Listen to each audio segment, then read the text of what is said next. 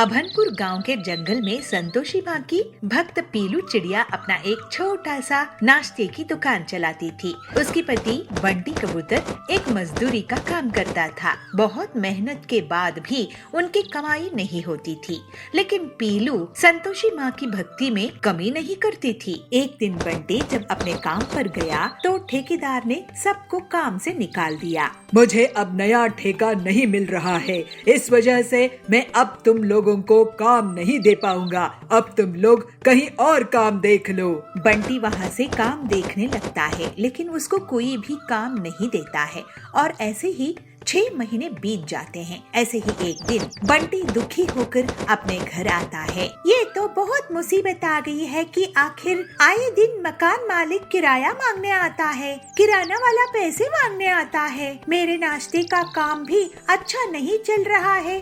बहुत बड़ी मुसीबत आ गई है। संतोषी माँ के लिए मुझे खीर पूरी और लाल साड़ी का भोग लगाना था, लेकिन पता नहीं कब मैं ऐसा कर पाऊंगी। हे संतोषी माँ, आप ही दया करो।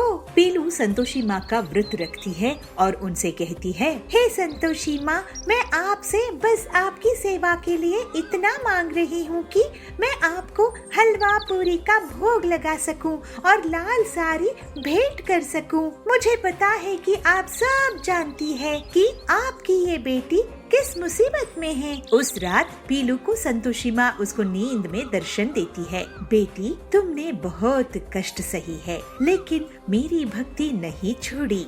मैं तेरे व्रत से बहुत खुश हूँ और अब डर मत, क्योंकि अब तेरे सारे दुख दूर होने वाले हैं। तुझे एक मदद मिलेगी। और फिर माँ अंतर ध्यान हो जाती है। अरे, मुझे संतोषी माँ ने खुद दर्शन दिए। जय संतोषी माँ, जय जय संतोषी माँ। उस दिन काम की तलाश में बंटी हरिया तोता के पास जाता है। हरिया काका, मुझे कुछ काम दे दो, मेरे घर की बहुत बुरी हालत है। क्या हुआ बंटी, तुम तो बहुत कमजोर लग रहे हो। बंटी उन्हें पूरी बात बताता है। हमारे लिए घर का खर्च भी निकालना मुश्किल हो रहा है।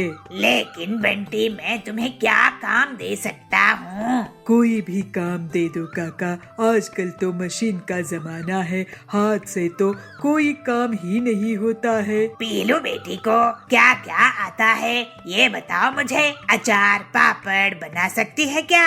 हाँ, पापड़ बना लेती है, लेकिन क्यों? मैं ऐसा कर सकता हूँ कि मैं पीलू बेटी के लिए पापड़ बनाने की ऑटोमेटिक मशीन बना कर दे सकता हूँ। इससे तुम्हारी परमानेंट आमदनी शुरू हो जाएगी। अगर आप ऐसा कर देंगे हरिया काका तो कमाल हो जाएगा। आपने तो हमारी मुसीबत ही हल कर दी। पीलू जरूर ये सुनकर खुश हो जाएगी। बंटी पीलू को एक खबर देता है। मुझे संतोषी माँ ने दर्शन देकर आशीर्वाद दी थी।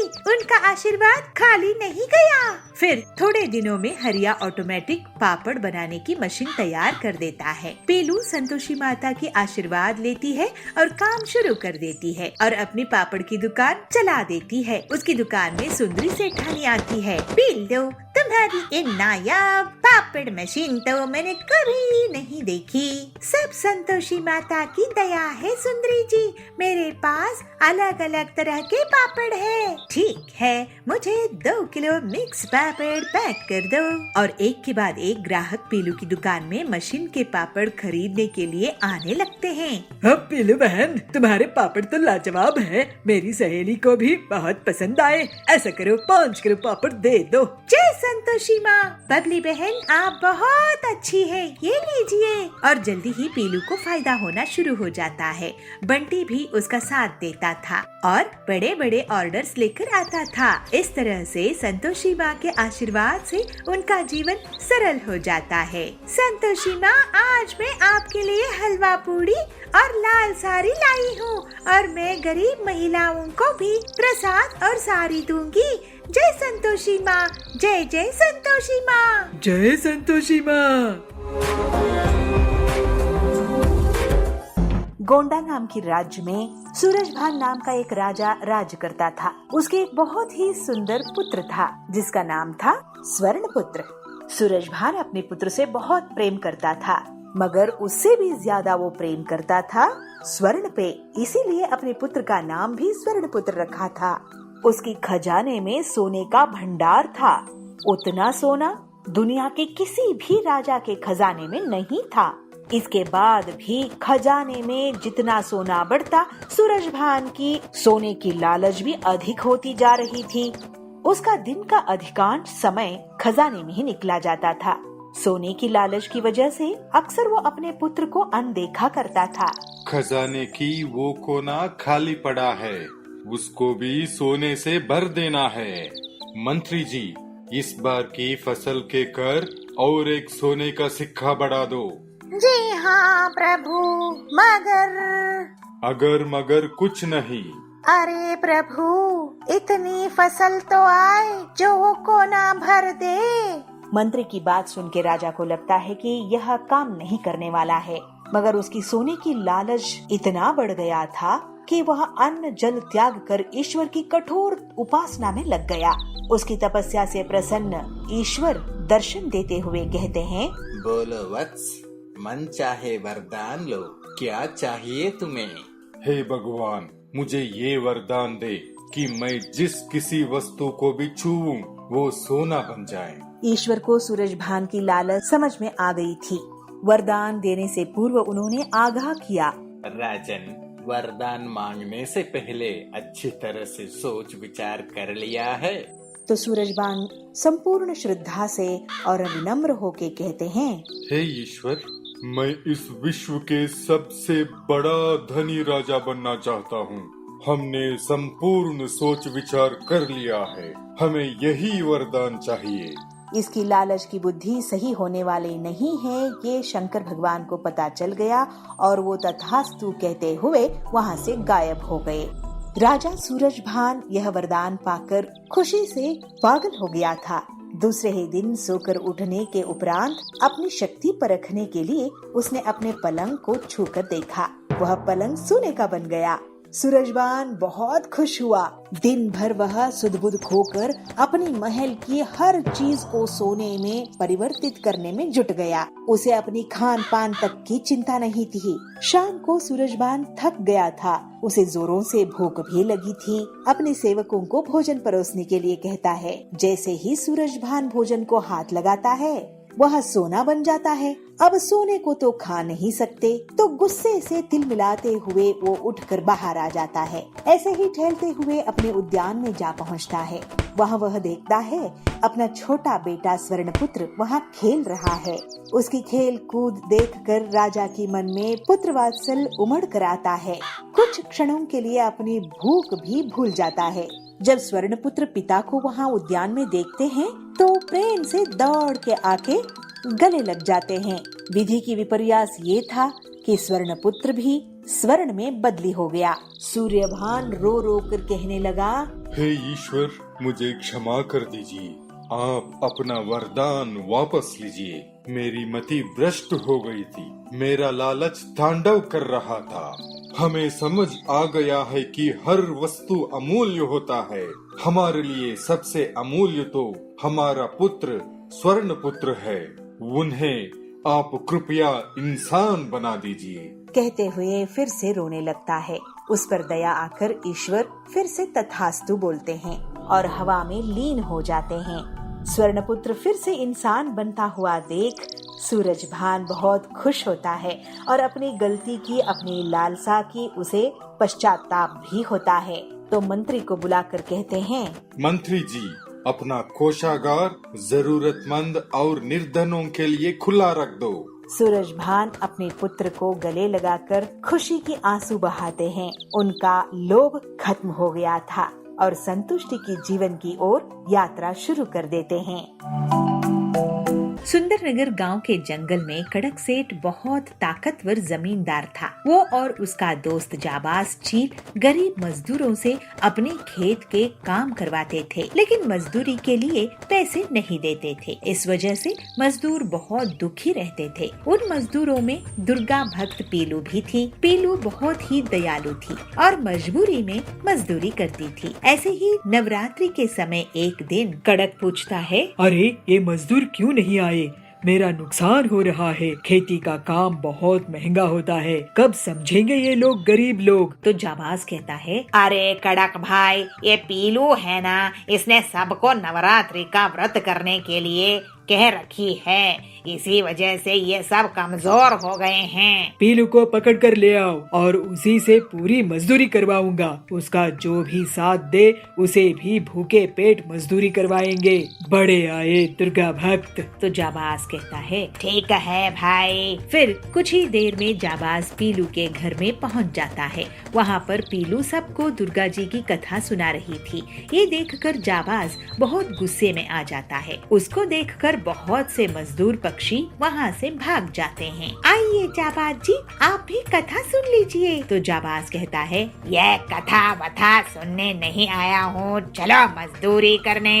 लेकिन आज तो नवरात्रि का व्रत है, आज दुर्गा जी की कथा सुननी चाहिए। तो सुंदरी कहती है, हाँ हम पीलू के साथ है। तो बंटी कहता है, एक दिन भी हमें आप चैन से नहीं रहने देते हैं। पीलू कितनी बड़ी भक्त है, आप उसे कम से कम छोड़ दो। तो जाबाज कहता है, अब तो तुम दोनों को भी मैं इस पीलू के साथ लेकर जाऊंगा। कड़क भाई, ये तीनों को लेकर आया हूँ। ये पीलू बहुत बड़ी बदमाश है, कह रही थी कि देवी की भक्ति करनी है, मजदूरी नहीं। तो कड़क कहता है, अब इसको डबल मजदूरी करनी पड़ेगी। ऐसे कड़क उनसे दिन रात काम करवाता गया, लेकिन व्रत होने की वजह से वो लोग कुछ नहीं खाए थे और कमजोर पड़ने लगे। तो पीलू कहती है, कड़क सेठ जी, हम मजदूरी कर रहे हैं जिससे आपकी शानो शौकत है। आपको भी हमें मेहनत के पैसे देने चाहिए और हमें व्रत में ऐसे काम नहीं करवाना चाहिए। इन दोनों को कुछ फल तो दीजिए।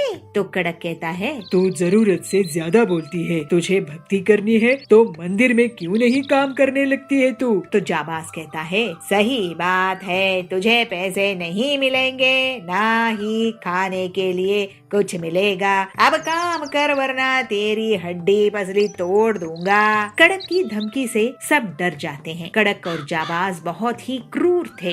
वो सुंदरी और बंटी को कुछ भी खाने को नहीं दे रहे थे। पीलू हिम्मत दिखाती है, हे दुर्गा माँ, आप ही हमारी रक्षक हो। आप ही इन दुष्टों से सुंदरी और बंटी को बचाओ। जो बुरा होना है मेरा हो जाए, क्योंकि मुझे तो बस आपकी भक्ति से मतलब है। ये दोनों मेरे कारण ही फंस गए हैं। पीलू खुद बहुत कमजोर हो चुकी थी, लेकिन वो दुर्गा जी को लगातार याद करती रहती थी। जय माँ अम्बे, जय माँ अम्बे, जय माँ अम्बे। सुंदरी और बंटी बेहोश हो जाते हैं। बड़ी आई भक्त मंडली। कमजोर मजदूर। तभी वहाँ पर बहुत तेज रोशनी होती है। अरे ये क्या, लगता है माँ प्रकट हो रही है। दुर्गा माँ कहती है, पीलू बेटी, मैं तुम्हारी भक्ति की परीक्षा ले रही थी। तुम बहुत नेक दिल की हो और मुझे माँ मानती हो। बेटी, तुम्हें जो भी तकलीफ इन बदमाशों ने दी है, अब उसका इन्हें सजा मिलेगी और तेरा कल्याण होगा बेटी। दुर्गा जी की कृपा से पीलू पूरी तरह से स्वस्थ हो जाती है। अरे नहीं, ये कौन है? मुझे तो बहुत डर लग रहा है। तो जाबाज कहता है, मेरी आंखें चुभ रही है। दुर्गा जी उन दुष्ट को बहुत दंड देती है और उनका सारा घमंड टूट जाता है। माँ दुर्गा, मुझे आपकी भक्ति से कभी भटकने नहीं दीजिएगा। दुर्गा जी के आशीर्वाद से पीलू उस जमीन की मालकिन बन जाती है। उसके पास बहुत सी धन दौलत आ जाती है। पीलू सभी गरीबों की ख्याल रखने लगती है। दुर्गा जी के मंदिर में आए दिन भंडारा करवाती है। वो अब कड़क और जाबाज को भी अच्छे प्रसाद देती थी। वो दोनों अब पूरी तरह से सुधर गए थे। अब दुर्गा जी की कृपा से सभी हंसी खुशी रहने लगे। नाम के एक छोटा सा गांव था। वहाँ के जंगल में पीलू अपने पति बबलू के साथ रहती थी। बबलू एक सेठ के घर काम करता था। वो बहुत ही ईमानदार और मेहनती था। पीलू और बबलू भोलेनाथ शिव जी की भक्त थे। शिव जी की पूजा वो लोग नियम से करते थे। पीलू अपने खाली समय में हाथ से लोगों के कपड़े कढ़ाई करती थी, लेकिन गरीब होने के कारण उसके पास कढ़ाई करने की मशीन नहीं थी। बबली एक दिन पीलू को कहती है, पीलू तुम बहुत सुंदर कढ़ाई करती हो, कितना कमा लेती हो? तो पीलू बोलती है, बबली बहन, शिव जी की कृपा से कमाई हो जाती है, लेकिन मेरे पास अगर मशीन हो तो ज्यादा मुनाफा होगा। मैं तो कहूँगी कि तुम कढ़ाई करने की एक मशीन खरीद लो। भोलेनाथ चाहेंगे तो मशीन क्या, फैक्ट्री ही हो जाएगी। रात में काम करके बबलू घर आता है तो बबलू को पीलू कहती है, बबलू जी मुझे पैसे दीजिए, कल किराना लाना है। आज तो पैसे नहीं मिले पीलू, सेठ जी बोले हैं कल पैसे दे देंगे। अब इतने बड़े आदमी से मैं जबरदस्ती तो नहीं कर सकता ना। ठीक है जी, लेकिन भोलेनाथ के अभिषेक के लिए सामान भी लाना है। सेठ से कैसे भी करके पैसे ले लीजिए। हाँ, कह कर देखूंगा। भोलेनाथ ने चाहा तो हम भी कभी दूसरों को काम में रखेंगे और उन्हें इज्जत के साथ टाइम पर सैलरी दिया करेंगे। सेठ जी के यहाँ तो सब मन मर्जी से होता है। जी हम जरूर अपने सपने पूरे करेंगे, भोलेनाथ पर भरोसा है मुझे। अगले दिन जब बबलू काम के लिए पहुँचता है तो कड़क सेठ उसे कहता है, बबलू मैं विदेश जा रहा हूँ, अब तुम कहीं और काम देख लो और ये लो तुम्हारी पैसे। लेकिन सेठ जी आप अचानक से विदेश जा रहे हैं, अब इतनी जल्दी कौन काम देगा? ये पैसे तो कुछ ही दिन में खत्म हो जाएंगे। तो कड़क कहता है, देखो मैं जितना कर सकता था तुम्हारे लिए उतना किया, तुम मेहनती हो, तुम्हें काम मिल जाएगा। बबलू काम ढूंढने लगता है लेकिन उसे कोई भी काम नहीं देता है। बबलू वहाँ से दुखी होकर वापस घर आता है और पीलू से सब बात कहता है। भोलेनाथ हमारी रक्षा करना। लेकिन और कुछ दिनों बाद भी बबलू को कोई काम नहीं मिलता है और उसके पास के पैसे खत्म हो जाते हैं। अब मकान मालिक और किराने वाले उसको पैसे के लिए तंग करने लगते हैं। हे शिव शंभू, ये क्या हो रहा है? मेरा कोई भी काम क्यों नहीं बन पा रहा है? तो पीलू कहती है, मैं अपने गहने बेच देती हूँ, उससे हम कुछ काम शुरू कर लेंगे। नहीं पीलू, ये शिव जी की कृपा के कारण ही मैं तुम्हें दिला पाया था। तो फिर हम क्या करें? घर में खाने के लिए भी कुछ नहीं है। दोनों पति पत्नी उदास हो जाते हैं। तभी वहाँ एक साधु आते हैं और भिक्षा मांगते हैं। ये लीजिए साधु बाबा, हमारे घर में एक ही रोटी है। हमें माफ कीजिएगा, हमारे पास और कुछ नहीं है आपको देने के लिए। तो साधु कहते हैं, तुम दोनों शिव भक्त हो, इसीलिए मैं तुम्हारे यहाँ आया हूँ। तुम्हारी दरिया दिली से मैं बहुत प्रसन्न हूँ। खुद भूखे रहकर मुझे खाना खिलाए। मैं तुम्हें एक विद्या दूंगा, उससे तुम्हारे सारे कष्ट दूर हो जाएंगे। तो बबलू कहता है, कैसी विद्या बाबा जी? बबलू, मैं तुम्हें पत्थर से फैक्ट्री बनाना सिखा दूंगा, जिससे तुम लोगों के लिए किफायती दामों में मजबूत पत्थर की फैक्ट्री बना देना। लेकिन बाबा जी, हम फैक्ट्री कैसे बना सकते हैं? हमारे पास इतने पैसे नहीं है। बेटी, भोलेनाथ पर भरोसा रखो।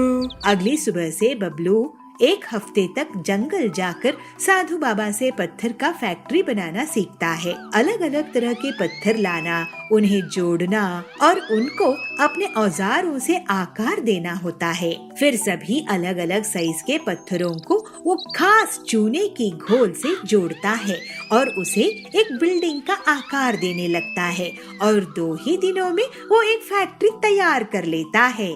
साधु बाबा, आपकी दया से मैं पत्थर की फैक्ट्री बना पाया हूँ। आप नहीं होते तो मैं कुछ भी नहीं कर पाता।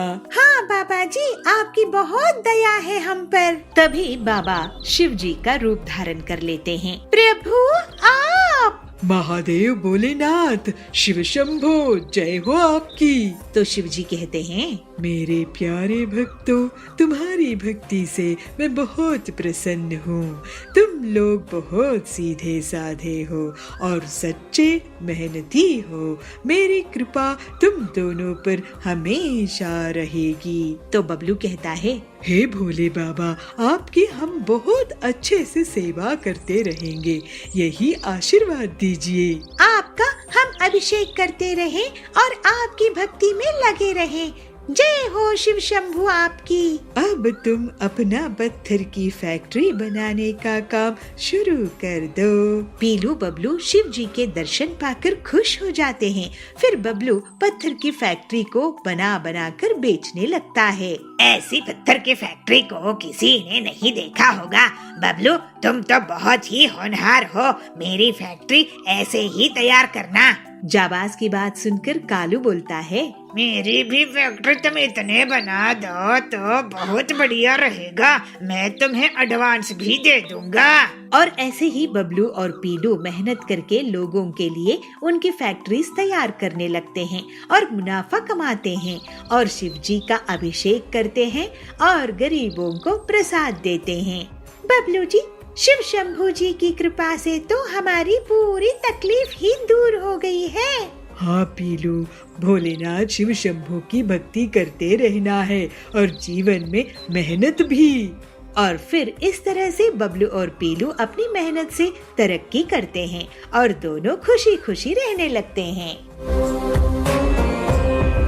एक जंगल में एक बड़ा सा गेंडा पिंटू रहता था। पिंटू वैसे तो दिल से अच्छा था, लेकिन उसको अपने ताकतवर होने के बहुत गर्व था। वहीं दूसरी तरफ एक छोटा सा खरगोश रिंकू रहता था। रिंकू दिखने में छोटा था और अपने आप में मस्त रहता था। एक दिन नदी के किनारे रिंकू घास खा रहा था, तभी उसका पैर फिसल गया और वो नदी में गिर गया। बचाओ बचाओ मुझे, मैं डूब रहा हूँ। उसकी आवाज सुनकर पिंटू वहाँ आता है। अरे रिंकू, तू तो डूब जाएगा, लेकिन मुझे भी तो तैरना नहीं आता है, इसको कैसे बचाऊं? और पिंटू आसपास देखता है और फिर पास ही एक पेड़ की दंगल तोड़कर उसके पास फेंकता है। रिंकू उस लकड़ी की दंगल का सहारा लेकर उसमें बैठ जाता है और किनारे आ जाता है। आपका बहुत धन्यवाद पिंटू भैया, आपने मेरी जान बचा ली।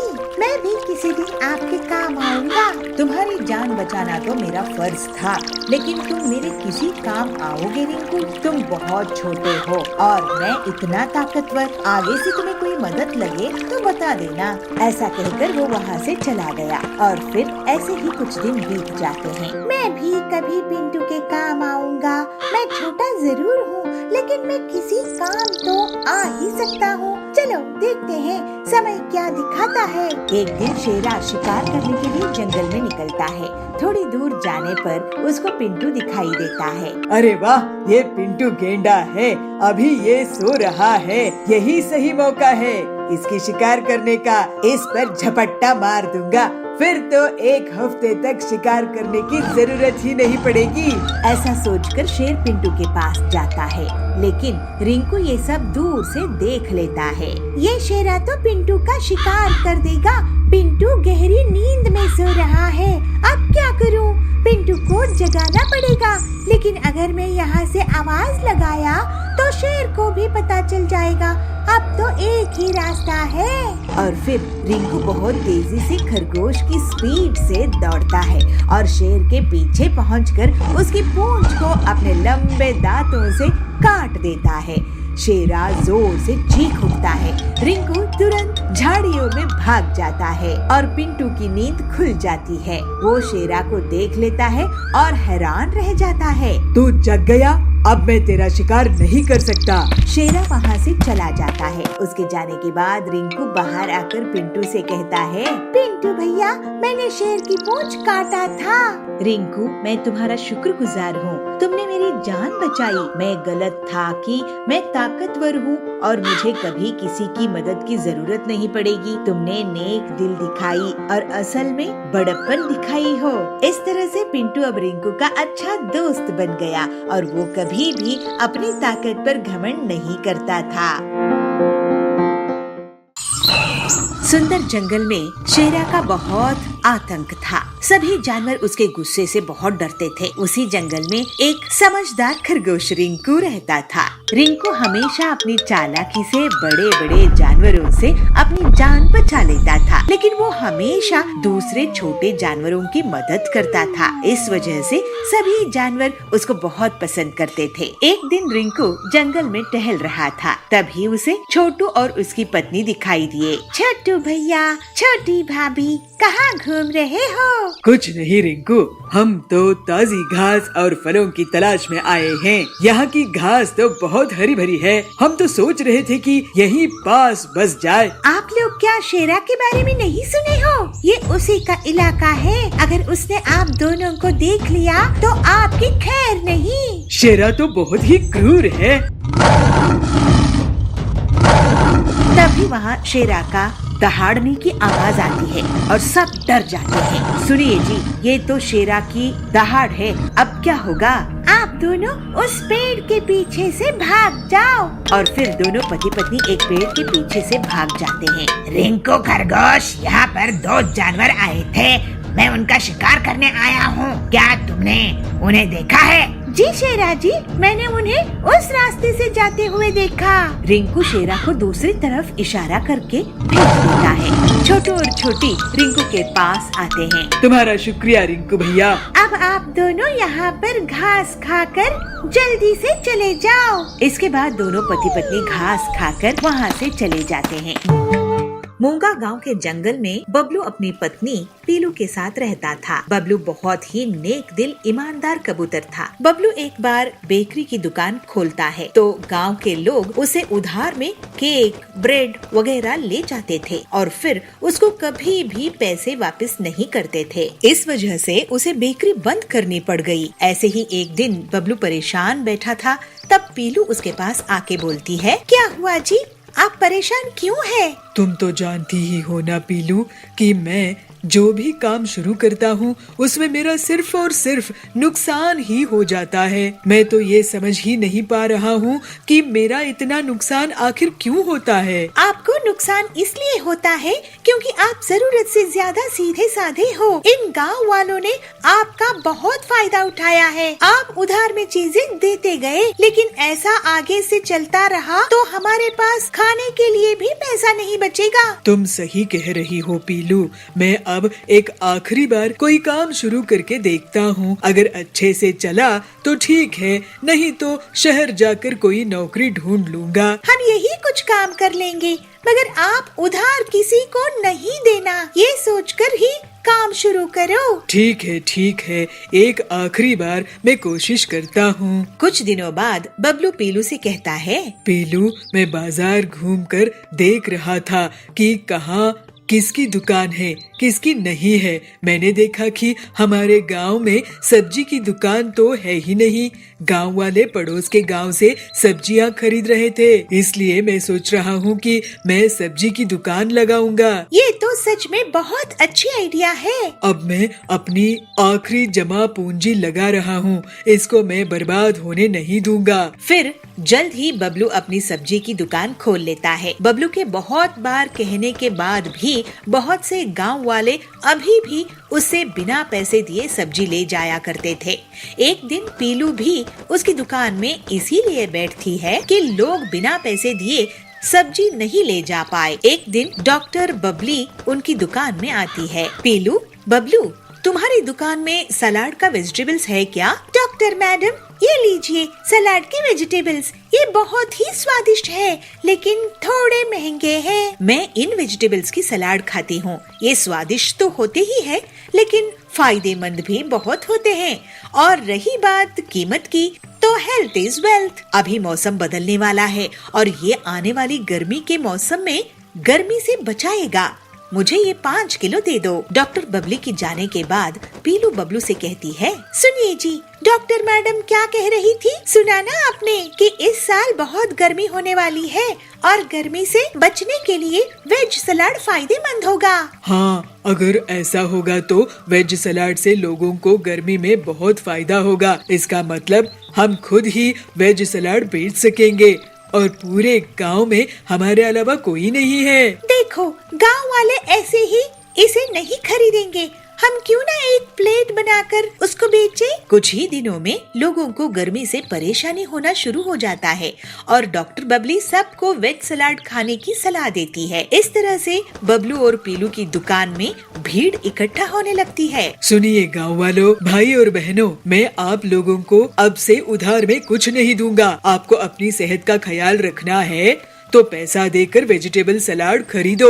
बबलू की बात सुनकर लोग सोच में पड़ जाते हैं, लेकिन फिर गर्मी के बुरे प्रभाव से बचने के लिए वो पैसे देते हैं।